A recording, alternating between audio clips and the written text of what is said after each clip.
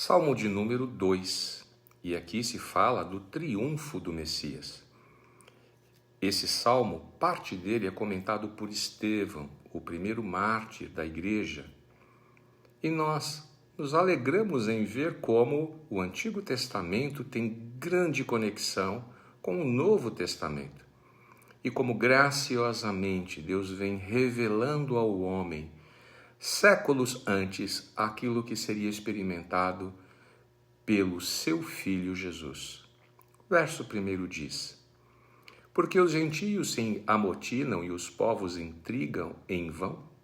Os reis da terra preparam seus ardis e, unidos, os governantes conspiram contra o Senhor e contra o seu Cristo, proclamando: façamos em pedaços os seus laços, sacudamos para longe de nós seus vínculos.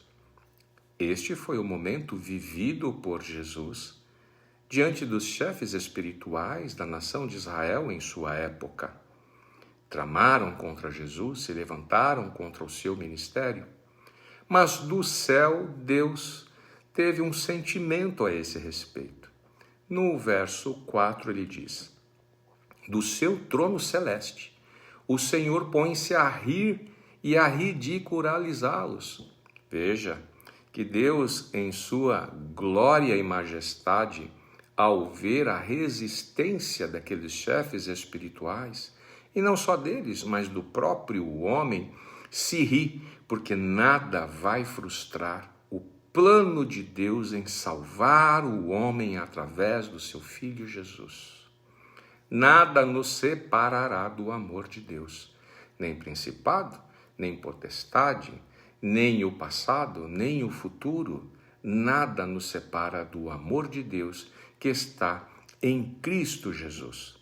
E ele continua então, dizendo no verso 5, e no seu devido tempo os repreenderá com ira, e em seu furor os confundirá de pavor, declarando: fui eu que consagrei o meu rei sobre Sião, meu monte sagrado.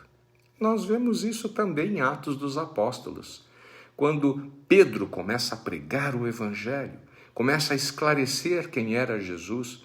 Aqueles chefes espirituais, olhando para o comportamento, para a postura, para o conhecimento, para a profundidade das palavras de Pedro, reconheceram que havia ali uma mudança muito grande no ser daquele homem.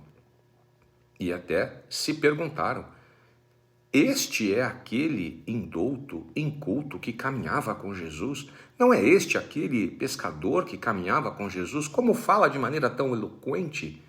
Porque o poder de Deus é transformador, nos traz clareza e conhecimento, organiza o modo de pensar.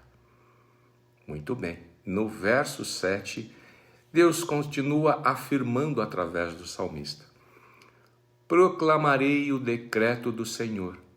Ele me disse: tu és meu filho, eu hoje te gerei. Nós temos esse verso registrado em hebreu e nós vemos este verso na pessoa de Jesus: tu és o meu filho e eu hoje te gerei. No verso 8 ele diz: pede e eu te darei as nações como herança, os confins da terra como tua propriedade. E essa conquista foi feita lá na cruz do Calvário, quando Jesus se oferece como sacrifício vivo ali. Ele está dizendo a Deus: estou correspondendo ao teu chamado, está consumado agora. E agora as nações poderão se voltar para ti por causa do preço pago na cruz, do contrato assinado com sangue na cruz. E ele então afirma no verso 9, assim diz o salmista: tu as regerá com cetro de ferro, como um vaso de oleiro as espatifarás. Nada resistirá ao poder de Deus, nada aniquilará ou distanciará o seu plano glorioso de salvar o homem através do seu Filho. E aí ele adverte aos reis da terra, aos chefes governantes: por isso, ó reis, sede prudentes, aceitai a correção, magistrados da terra, chamando aos chefes espirituais, chamando aqueles que estão sobre governo, que têm autoridade sobre as nações, para que eles se rendam ao Senhor. E ele diz no verso 11, servi ao Senhor com temor e vivei nele com alegria e tremor, porque esta é a recompensa daqueles que se entregam a ele, a seu Filho Jesus. Viver nele com alegria. Ele ainda continua dizendo, rendei ao Filho a adoração sincera. Não é interessante, num salmo, encontrarmos o salmista falando do Filho que recebe a adoração, falando de Jesus? E o que há de tão importante nisso é que quando ele fala sobre um filho, ele está dizendo que Deus é Pai, um Pai amoroso, um Pai dedicado, que está interessado no sucesso dos seus filhos. E todo aquele que nele crê, a estes lhes deu o poder de serem chamados filhos de Deus. Portanto, rendei ao Filho a adoração sincera, para que não se ire e vos sobrevenha a repentina destruição, pois a sua ira se acende depressa. Ninguém realmente escapará do seu grande amor, mas também da sua justiça.